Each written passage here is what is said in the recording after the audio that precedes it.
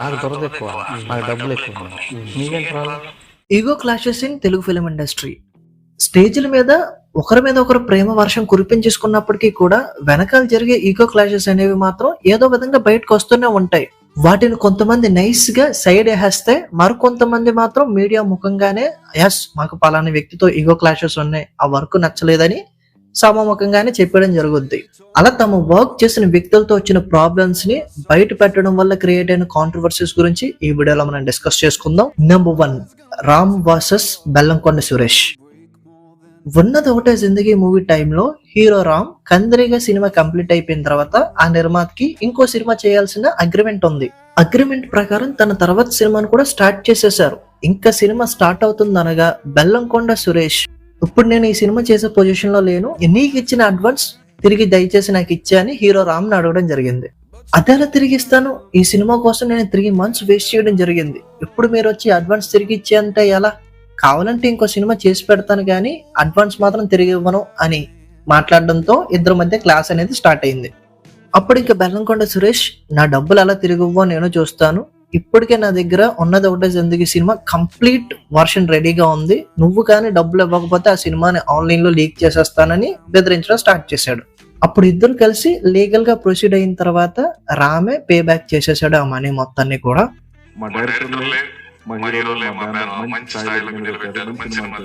Number 2, Varalakshmi Sarath Kumar versus Sai Madhav Burra. Saraswati అనే సినిమాకి సాయి మాధవ్ బొర్రా గారు రైటర్ గా వర్క్ చేయడం జరిగింది. ఆ స్టోరీ ఆయన ఎప్పుడో ఇవ్వడం జరిగిందంట. కరెక్ట్ గా ఆ సినిమా రిలీజ్ రోజున ఆయన ఫేస్బుక్ నుంచి ఒక పోస్ట్ పెట్టడం జరిగింది. అసలు నేను ఇచ్చిన కథ ఇది కాదు, కథ మొత్తాన్ని కంప్లీట్ గా మార్చేసి మానభంగం చేసేశారు అని ఒక హార్ష్ కామెంట్ ఫేస్బుక్ లో పెట్టడం జరిగింది. దానికి రెస్పాండ్ అవుతూ డైరెక్టర్ అయిన వరలక్ష్మి శరత్ కుమార్ ఏమన్నారంటే, ఆయనకి మేము ఫుల్ అమౌంట్ ఇచ్చే ఆ కథని తీసుకోవడం జరిగింది, ఆయనకి ఆ కథతో ఇంకా సంబంధం లేదు. అంత ఇంట్రెస్ట్ ఉన్న వాళ్ళు ఆ స్టోరీ సిట్టింగ్ లో ఒక్కసారి కూడా ఆయన రాలేదు. ఆ కథ కూడా ఎప్పుడో ఇచ్చారు ఆయన. జస్ట్ ఆయన దగ్గర ఉన్న ఒక కథను నాకు చెప్పడంతో కొన్ని సంవత్సరాల తర్వాత నాకు ఆ కథను తీయాలనిపించి ఆయన దగ్గరికి వెళ్ళి డబ్బులు ఇచ్చి ఆ కథను తీసుకోవడం జరిగింది. ఆ కథని అలాగే తీస్తే డెఫినెట్ గా ఫ్లాప్ అవుద్ది, అదొక ఆర్ట్ మూవీలా ఉంటది. దాన్ని నేను మార్పులు చేర్పులు చేసి కంప్లీట్ గా ఒక కమర్షియల్ సినిమా కింద తీసుకొచ్చి ఒక థ్రిల్లర్ జోనర్ లోకి ఆ సినిమాని తీసుకురావడం జరిగింది. ఆయన జస్ట్ ఒక లైన్ కింద ఇచ్చారంతే, నేను దాన్ని డెవలప్ చేసి కంప్లీట్ గా మార్పులు చేర్పులు చేసి ఒక స్క్రీన్ ప్లే స్ట్రక్చర్ రెడీ చేసుకుని కంప్లీట్ గా సినిమా మీద వర్క్ చేసినప్పటికీ కూడా ఆయనకి రెస్పెక్ట్ ఇచ్చి ఆయన పేరు వేసాం సినిమా మీద, నా పేరు నేను వేసుకోవచ్చు కానీ ఆ పొరపాటు చేయలేదు, ఎందుకంటే నాకు ఆయన మీద అమితమైన రెస్పెక్ట్ ఉండడం వల్ల స్టోరీ ఆయన ఇచ్చారని నేను స్క్రీన్ మీద వేయడం జరిగింది. కానీ ఆయన చేసిన కామెంట్స్ ఏవైతే ఉన్నాయో అవి దారుణం అని చెప్పాలి. ఇది ఒక మానభంగం అనే సెన్సిటివ్ పాయింట్ మీద తీయడం జరిగింది. ఆ పాయింట్ ని యూజ్ చేసి ఆయన సినిమాని దారుణంగా క్రిటిసైజ్ చేసినందుకు నాకు చాలా బాధగా అనిపిస్తుంది. లిటరల్లీ ఆయన మీద ఉన్న రెస్పెక్ట్ ని పోగొట్టేసుకున్నారు. అలాంటి వాళ్ళకి రెస్పెక్ట్ ఇచ్చి కూడా వేస్ట్ అన్నట్టు ఆవిడ మాట్లాడడం జరిగింది.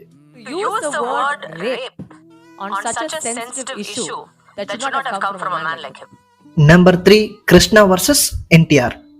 Super star Krishna peak career లో ఉన్నప్పుడు తన పెద్ద కొడుకు అయిన రమేష్ బాబుని హీరోగా పరిచయం చేయాలని సామ్రాట్ అనే టైటిల్ ని రిజిస్టర్ చేసి పెట్టుకున్నారు. కరెక్ట్ గా అదే టైంకి బాలయ్య బాబు హీరోగా సామ్రాట్ అనే టైటిల్ తో ఒక సినిమా తీయడం జరిగింది.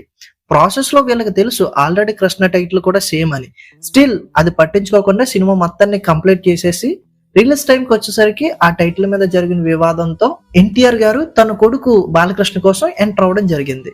అంతకు ముందే కృష్ణ ఎన్టీఆర్ల మధ్య కొన్ని విభేదాలు కూడా ఉన్నాయంట. సో దాన్ని దృష్టిలో పెట్టుకుని ఇద్దరు కూడా చాలా ప్రెస్టీజియస్ గా ఫీల్ అయ్యి ఆ సినిమా మీద చాలా ఫైట్ చేయడం జరిగింది. ఆ ఫైట్ ఎంతలా సాగిందంటే ఇద్దరు కలిపి కోర్టుకు కూడా వెళ్ళారంట. అప్పుడే సినీ ఇండస్ట్రీ పెద్దలంతా కలిపి ఇద్దరిని కూర్చోబెట్టి నచ్చ చెప్పడం స్టార్ట్ చేశారు. ఇంత పెద్ద స్టార్లా ఉండి మీరిద్దరు ఒకరికొకరు కొట్టుకుంటుంటే బయట చూసే వాళ్ళకి చాలా బాగోదు, సో మీరు ఎవరొకరు వెనక తగ్గితే బాగుంటాది అని నచ్చ చెప్పడం స్టార్ట్ చేశారు. పోతే కృష్ణ ఎంతకీ కూడా తగ్గకపోవడంతో రామారావు గారు ఒక అడుగు వెనక్కేసి తన టైటిల్ ని సాహస సామ్రాట్ అని మార్చుకుని రిలీజ్ చేయడం జరిగింది. అప్పట్లో ఈ విషయం మీద చాలా పెద్ద కాంట్రవర్సీ క్రియేట్ అయిందంట, అండ్ ఒకరు ఫ్యాన్స్ ఒకరు కొట్టుకునే స్టేజ్ దాకా కూడా పోయిందంట. నెంబర్ 4, ఆనందం ఆకాష్ వర్సెస్ సునీల్. వీళ్ళిద్దరూ కలిపి ఆకాష్ హీరోగా, సునీల్ కమెడియన్ గా ఒక సినిమా చేయడం జరిగిందంట. ఆ షూటింగ్ లో భాగంగా సునీల్ హీరో దగ్గర ఒక మాట తీసుకోవడం జరిగింది. ఫ్యూచర్ లో నేను హీరో కింద ఏ సినిమా చేస్తే డెఫినెట్ గా అందులో మీరు ఒక ఇంపార్టెంట్ రోల్ చెయ్యాలి అని ఒక ప్రామిస్ తీసుకున్నాడంట. అలా కొన్ని రోజులు గడిచిన తర్వాత హీరో సునీల్ నుంచి ఒక కాల్ వచ్చింది ఆకాష్ కి. నేను హీరోగా ఒక సినిమా చేస్తున్నాను, అందులో ఒక మంచి రోల్ మీరు డెఫినెట్ గా చెయ్యాలి, డెఫినెట్ గా చేస్తున్నారు అనడంతో ఆకాష్ ఆ సినిమా స్క్రిప్ట్ వినకుండానే సెట్స్ మీదకి వెళ్ళిపోవడం జరిగిందంట. అక్కడికి వెళ్ళి చూసేసరికి షాక్ అన్నట్టంట. ఆయనేమో ఏదో important role, guest role, hero ఇచ్చి వెళ్ళిపోయే మూమెంట్ అనుకుని ఆ సినిమాలో యాక్ట్ చేయడం జరిగిందంట. కాకపోతే ఆ సినిమాలో ఆకాష్ ని సెకండ్ హీరో కింద కన్స్ట్రక్ట్ చేసి అండ్ క్లైమాక్స్ కి వచ్చేసరికి ఆ క్యారెక్టర్ ని నెగిటివ్ యాంగిల్ లో పట్టుకెళ్ళిపోవడం ఆయనకు అస్సలు నచ్చలేదంట. క్లైమాక్స్ షూట్ జరుగుతున్నప్పుడు ఆయన చాలా గట్టిగా ఆర్గ్యూ చేశాడంట. ఇట్లాంటి రోల్ అని నాకు ముందే చెప్పాలి కదా, ఇలాంటి రోల్ అంటే నేను అసలు చేసేటోనే కాదు, ఇప్పుడు హీరోగా నేను కంప్లీట్ గా ఫుల్ బిజీ ఉన్న టైంలో మీరు నన్ను తీసుకొచ్చి ఇలాంటి నెగిటివ్ క్యారెక్టర్ చేయించడం అస్సలు బాగాలేదు అని ఆ షూటింగ్ కంప్లీట్ చేసి అక్కడి నుంచి వెళ్ళిపోవడం జరిగిందంట. పోతే దీని తర్వాత సునీల్ హీరోగా నటించిన అందాల రాముడు అనే సినిమా చాలా పెద్ద బ్లాక్ బస్టర్ అయింది. పోతే ఏ ఈవెంట్ లో కూడా ఆకాష్ ని మెన్షన్ చేస్తూ అట్లీస్ట్ థ్యాంక్స్ కూడా చెప్పలేదంట. సో అదైతే నాకు చాలా హర్టింగ్ గా అనిపించింది. రెమ్యూనరేషన్ కోసం, క్యారెక్టర్ కోసం పట్టించుకోకుండా, కథ కూడా వినకుండా జస్ట్ సునీల్ కోసం ఆ సినిమా చేయడం జరిగింది. బట్ సునీల్ ఏమో ఏ ఒక్క ఈవెంట్ లో కూడా నన్ను పట్టించుకోలేదు, అలాంటి వాళ్ళకి అసలు హెల్ప్ చేయకూడదు అని వాళ్ళిద్దరి మధ్య ఉన్న ఈగో క్లాష్ ని బయట పెట్టడం జరిగింది.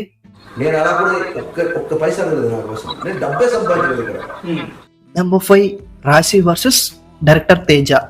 నిజం మూవీ టైంలో రాశి గారికి డైరెక్టర్ తేజ ఒక క్యారెక్టర్ ని నరేట్ చేయడం జరిగింది. ఆ క్యారెక్టర్ నచ్చి ఆవిడ కూడా ఆ సినిమా షూటింగ్ కి గ్రీన్ సిగ్నల్ ఇవ్వడం జరిగింది. తీరా షూటింగ్ కి వెళ్ళిన తర్వాత ఆయన క్యారెక్టర్ లో చెప్పలేని ఒక సీన్ ని చేయమని ఇబ్బంది పెట్టడం జరిగిందంట. పోతే ఆవిడ నేను అసలు ఇటువంటి సీన్ చెయ్యను, మీరు నా క్యారెక్టర్ చెప్పేటప్పుడు ఇది ఇంక్లూడ్ అయ్యిందని చెప్పాలి కదా, అప్పుడు చెప్పకుండా ఇప్పుడు వచ్చి చేసేయండి అంటే అసలు నాకు చాలా ఇబ్బందికరంగా ఉంది ఆ సీన్ చేయడం కూడా, కావాలంటే మీ అడ్వాన్స్ తిరిగి ఇచ్చేస్తాను అని ఆర్గ్యూ చేయడం స్టార్ట్ చేసింది. పోతే పక్కనున్న వాళ్ళు నచ్చ చెప్పడంతో ఏదోలాగా ఆ సీన్ ని కంప్లీట్ చేసి ఆ సినిమా నుంచి బయటకు వచ్చేసారంట. అది జరిగిన తర్వాత డైరెక్టర్ తేజ కాల్ చేసి మరీ చెప్పారంట, సారీ మేడం, నా వల్లే తప్పు అయింది, అలా జరిగి ఉండకూడదు అని. స్టిల్ ఆవిడ ఆ సారీని యాక్సెప్ట్ చేయలేదు. ఎందుకంటే అటువంటి సినిమా తర్వాత ఆవిడ కెరియర్ మొత్తం కొలాప్స్ అయిపోయింది, ఆవిడకి అవకాశాలు కూడా రాలేదంట. ఆ సినిమా నన్ను అంత దారుణంగా ఇబ్బంది పెట్టడం జరిగింది. ఫ్యూచర్ లో కూడా ఎప్పుడైనా తేజ గారు నాకు కాల్ చేస్తే డెఫినెట్ గా నేను ఆయన సినిమాలో చేయనని చెప్పేస్తాను, ఎందుకంటే ఆయన నాకు చేసిన ద్రోహం మామూలుది కాదు అని ఆవిడ వాళ్ళిద్దరి మధ్య ఉన్న ఈగోని బయట పెట్టడం జరిగింది.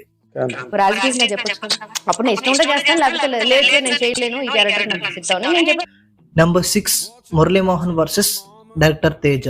ఇదే నిజం సినిమాలో ఒక క్యారెక్టర్ గురించి మురళీ గారిని తీసుకోవడం జరిగింది. పోతే ఆయన ఎంతసేపటికి కూడా డైరెక్టర్ తేజకి ఏం కావాలో అదే చేయట్లేదు, ఆయనకి ఏమొచ్చో అదే చేస్తున్నారంట. 2 అయినాయి, 3 అయినాయి, 5 అయినాయి, ఎన్ని టేకులు తీసుకున్నా సరే నాకు కావాల్సింది రావట్లేదు, ఆయనకు వచ్చింది ఆయన చేస్తున్నారు. అలాంటి వల్ల గొప్ప యాక్టర్లని బయట వాళ్ళు అనడంతో వాళ్ళు కూడా ఇదే యాక్టింగ్ అని ఫిక్స్ అయిపోయి అదే యాక్టింగ్ చేస్తూ ఉంటారు. అసలు నిజానికి వాళ్ళేం గొప్ప యాక్టర్స్ కాదు అన్నట్టు తేజ గారు ఇండైరెక్ట్ గా ఆయన గురించి మాట్లాడడం జరిగింది. ఇంకా కంప్లీట్ గా ఈయనకి యాక్టింగ్ రాదు, ఈయన చేయలేడు అని డిసైడ్ అయిపోయి ఆయన్ని తీసేసి ఇంకో వ్యక్తిని ఆ క్యారెక్టర్ లో ప్లేస్ చేయడం జరిగిందంట. ఈ విషయమై మురళి గారు మాట్లాడుతూ, నేను ఎంత పెద్ద సీనియర్ యాక్టర్ ని, నాకు మినిమం అంటే మినిమం రెస్పెక్ట్ ఇవ్వడా, అసలు ఒక యాక్టర్ కి రెస్పెక్ట్ ఇవ్వడం కూడా ఆయనకి తెలియదు అని మాట్లాడడమే కాకుండా ఫిలిం ఛాంబర్ లో కంప్లైంట్ కూడా ఇవ్వడం జరిగింది. నాకు ఏమాత్రం ఇన్ఫర్మేషన్ ఇవ్వకుండా నన్ను తీసేయడం ఏంటి, అసలు ఒక సీనియర్ యాక్టర్ గా ఇది నాకు చాలా పెద్ద అవమానకరం. సో ఈ సినిమా గురించి మేము ఏదైతే మాట్లాడుకున్నామో ఆ కంప్లీట్ డబ్బులు నాకు ఇవ్వాలని నేను కోరుకుంటున్నాను, ఆ డబ్బులు నాకు కూడా వద్దు, ఈ ఛాంబర్ లో ఒక టెంపుల్ ను బిల్డ్ చేయడానికి ఆ డబ్బులు అవసరమైతే ఆ డబ్బులు ఇచ్చేయండి అని మురళి గారు అడగడం జరిగింది.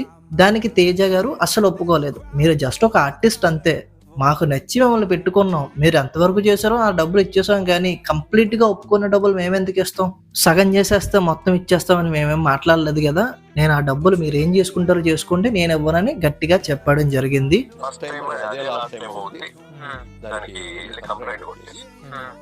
సో ఇదే ఇక్కడికి ఈ వీడియో మీకు ఎలా అనిపించిందో కింద కామెంట్ చేయండి. అలాగే వీడియో నచ్చితే లైక్ చేసుకోవడంతో పాటుగా పక్కనే హైప్ అన్న మీటర్ ఉంటుంది, దాన్ని ఎక్కించేసి నాకు కొంచెం హైప్ ఇస్తారని ఆశిస్తున్నాను.